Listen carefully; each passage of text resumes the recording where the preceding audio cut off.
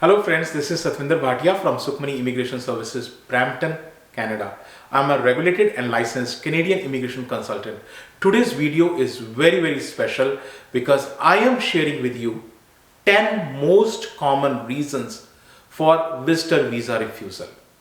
So please watch video till the very end. I will be providing you the reasons as well as how you can avoid this. So if you have not subscribed to the channel so far, please consider subscribing.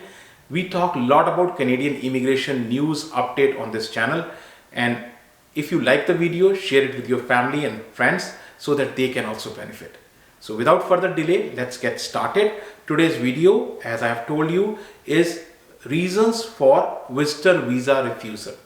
So earlier you have seen video from my side about visitor visa, about also video showing visitor visa to work permit conversion. I have video also on super visa too. You liked all those videos, thank you for that. So in today's video, I am sharing with you the common reasons for visitor visa refusal. But before I touch upon all those reasons, let me tell you quickly the process. Now the process for visitor visa for Canada is little different as compared to US. So in US, what you do is you have to go in for in-person interview. You have to go to the consulate office, High Commission office, and go in there and make an interview appointment and do the appointment with them. So visa officer takes the appointment. You are there in person. Whereas for Canada visitor visa, you need to provide only the documentation.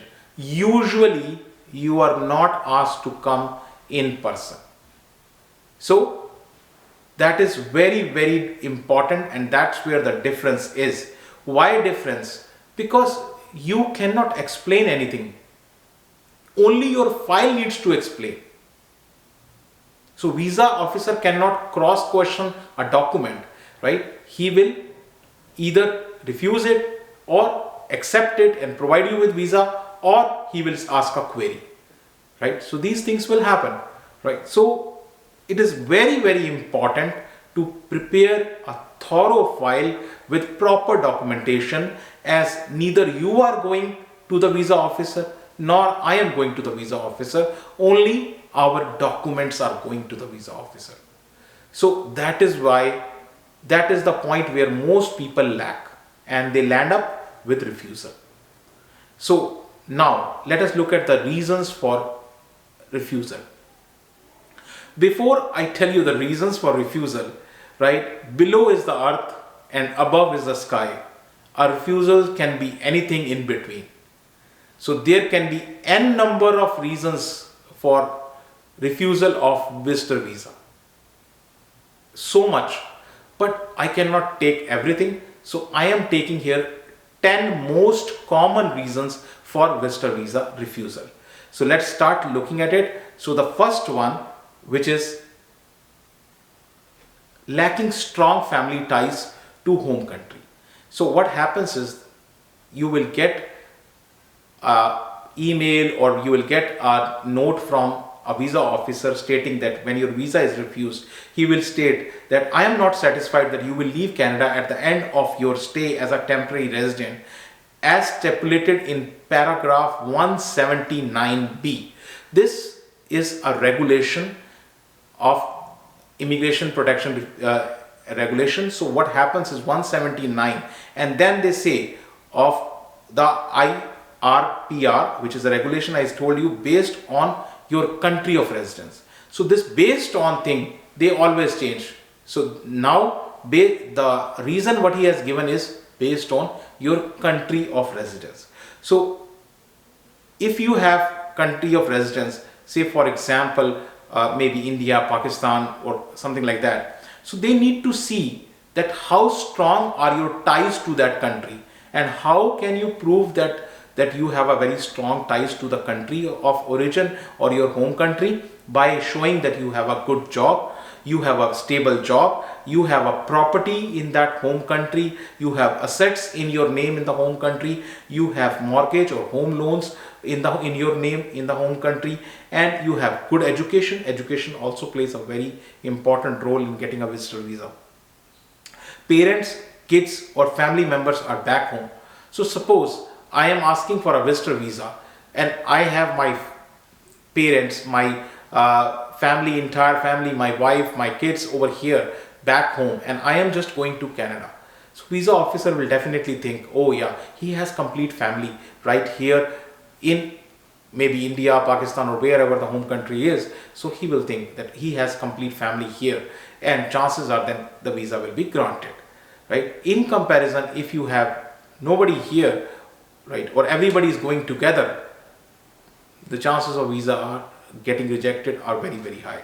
So next is, suppose you have a business, a very well established business. You can show that, I have a business which has been running for last 20 years and it's well established and it's operational. So that's also, a ground that, okay, visa officer will think, yeah, he has a good business, he will return back to his home country. So if you you are enrolled in any kind of study program, right, in your home country, you are a full-time student, of course you will return back, right? So this is kind of the thinking which goes in the head of a visa officer. So now let us look at the point number 2. The point number 2, it's a flip side now. Strong ties in Canada. Yes, having strong ties in Canada is actually works against you. Why? Right? So this is how it comes. The visa officer can come back and says, based on your family ties in Canada, based on this, based on that. So this time based on family ties in Canada. So suppose every possible person in your family is here in Canada. Your parents are in Canada, your brothers, sisters are in Canada, your kids are in Canada, your cousins are in Canada, your extended family is in Canada, your friends are in Canada, and to an extent sometimes even an entire village is in Canada, right? So then visa officer will definitely think, what the hell he will do in back home India or Pakistan. He will also be there in Canada, and that is the reason he will refuse the visa. So having too many people here in Canada from your family is actually working against you. So number 3 is travel history. This is very, very important. Again, the same thing based on, that's only going to change. Same 179 regulation, but the difference is based on your travel history. So suppose somebody has not traveled to any of the countries and he doesn't have any kind of travel history. That's kind of one case. He is only lived into his home country. Whereas somebody who has traveled to countries like UK, USA, European countries like Germany, Paris, France, Germany and France, and and then maybe Australia, right? All these countries, if he has traveled to all these countries and returned back to his home country, so chances are that visa officer will definitely look into it and think that yes, he has returned back. So the chances are he will also return back from Canada. So they are very concerned about that, okay, the person will stay or will come back. If they find that the person is going to come back, they will grant visa. On contrary, there is one more thing. Suppose you have got a refusal from US or UK on your visa. The chances are, if that refusal is there, you will also get a refusal from Canadian embassy also. So now let's look at the 4th point, purpose of visit. What is the purpose of your visit to Canada? Right? Again, the same section, the difference is based on the purpose of your visit.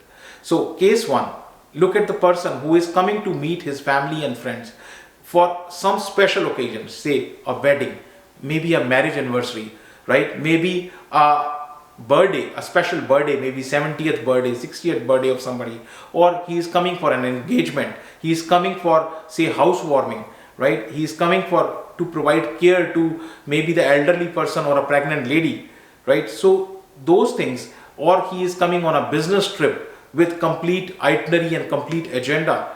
So in comparison to this case, if a person is coming just like that, right, without showing any proper reason or purpose, the chances are he will get refusal. So there has to be a strong purpose why the person is coming to Canada. Purpose needs to be very, very strong and properly documented. Now, point number 5 is financial status. So this is one of the main reasons for refusal. Financial status, and again 179B, your personal assets and financial status, based on your personal assets and finance. To prove that you have money to finance your trip to Canada, you need to show documents such as your income tax return for maybe 2 to 3 years, bank statements for past 6 months, and bank statement I mean which shows proper entries, not that you have taken money from someone and deposited into your account and taken a statement. This will not work, right? So pay slips, other assets showing proof of funds. So if a person is retired, right, certificate indicating amount what he's getting in pension, right, he has a pension certificate. So all this information needs to go into it, and you need to provide sufficient funds to pay for your ticket, your travel, your tourism, your meals, your lodging, gifts, and most importantly, travel back to home country. So all this, you should have this much money to say, yes, I have this much money and I can venture into getting a Canadian visa, visitor visa. So point number 6, which is employment status. So employment status, again, everything remains same based on your employment status. So applications, the applicant need to show that he has enough money into his account to finance his trip to Canada. So it is equally important, and that's what I say again and again, to show the source of fund. Where did you got this money from? How it is coming every month, right? To show the source of the funds. So to show the source of the funds, the easiest way is to have a regular and stable, a proper regular stable employment. If you have that, every month you can show that my account is getting credited with the salary, right? And that is the easiest way. So if you have on the top of it, you can also show leave of absence, which means that, okay, you have legally, got a approval to go to Canada, no objection certificate from the employer, leave of absence showing that, okay, and that you will come back to the same office and you will join back to the same office, your job will not be lost. So again, this will also be very helpful. If a person is unemployed and he is not working, chances are very, very high refusal for this person. So you can be self-employed also, right? If you are self-employed, you are doing your own business, you are an entrepreneur, you can show documents, and it should not be a problem as long as you prove that you are doing a business for last so many years and you have a well-established business. You rather than showing the salary, now you can show the account statements.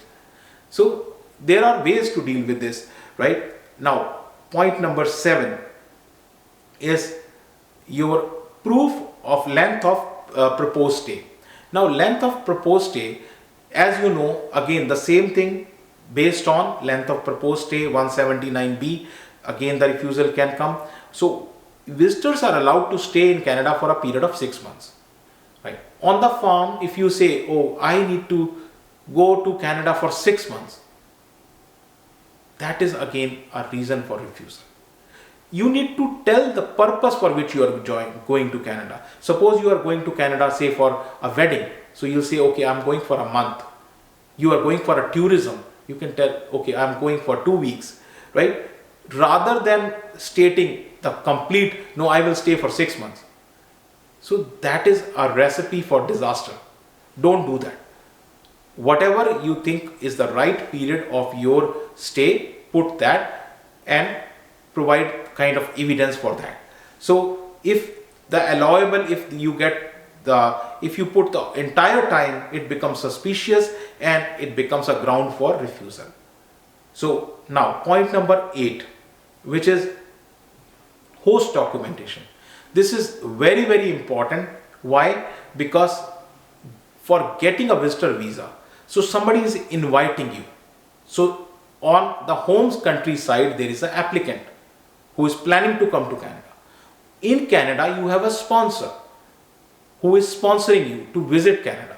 So it is equally important that host person, the person who is sponsoring, who is inviting, his documentation should also be there in a proper order. He has to provide all these documentations. So sponsor need to provide first of all sponsorship letter, which is very, very important.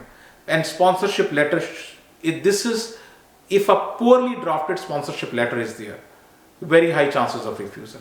Similarly, sponsor also needs to provide proof of funds in the application which he has stated, right? That I am having this much funds, I am calling so and so person, he will staying with me. So all these things he has to provide a proof. He has to provide his notice of assessment, his bank statements. Sponsor also needs to show his IDs and proof also his immigration status. What is his immigration status? Is he on work permit? Is he a PR card holder? Is he a Canadian citizen? Or is he a student? Right? So he needs to provide his status in Canada also. Right? So in addition to this, now moving on to point number 9, which is age and marital status. Although many people are aware of this, but I'm still going to tell you this is also one of the major reasons for refusal.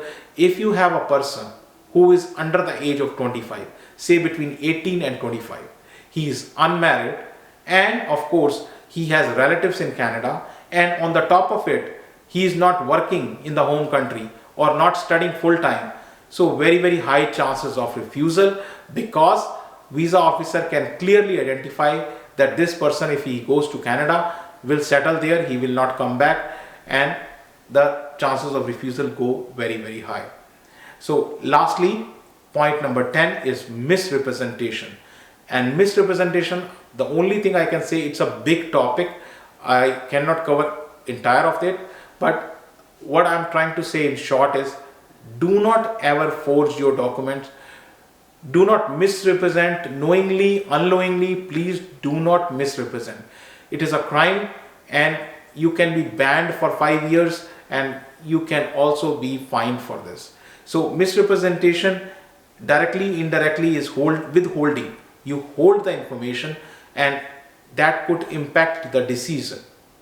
So withholding information or submitting documentation which lacks genuinity, or submitting wrong documentation, falsified documentation, forged documentation. So all this is crime also, and you can be banned to enter Canada, and you can be fined also. So even if you tomorrow you put after the ban is over, even if you after the ban is over, if you still apply for a visa, the chances are your application will be viewed under very high scrutiny. So these are the 10 reasons. As a bonus, I can provide you some more reasons quickly, some of which you may be aware of. So the first reason, of course, is photos. Your photos should be as per specification. If they don't meet the specification, the refusal chances are high. You have to pay the right fee to the government for the visa. So if you don't pay that or pay a wrong fee, again the chances of refusal. Inadmissibility. Inadmissibility is that you are not allowed to enter Canada. It could be that you are okay, but you are going with your husband, or you are going with other family members who are inadmissible. So as a group, you all become inadmissible. So inadmissibility of other family members can also impact you. You haven't filled the forms properly. Maybe because the government changes the forms too frequently. So 5257 is the application form. So maybe you have used the wrong form or previous version of the form, and that could also be a chance for a refusal. So you are having an illegal status in the country from where you have applied. Many people, what they do is they come to Mexico, and from Mexico they apply a Canadian visitor visa. So in Mexico you are illegal. So you won't get the visa. So these are some of the reasons I have tried to put forward in front of you. If you need to know more about anything, or you have any kind of visa or immigration needs, please, you can reach out to our office. Our office is in Brampton. Email ID and phone numbers are right here. Once again, if you have not subscribed to the channel so far, please consider subscribing, and thank you very much for watching the video. Thanks.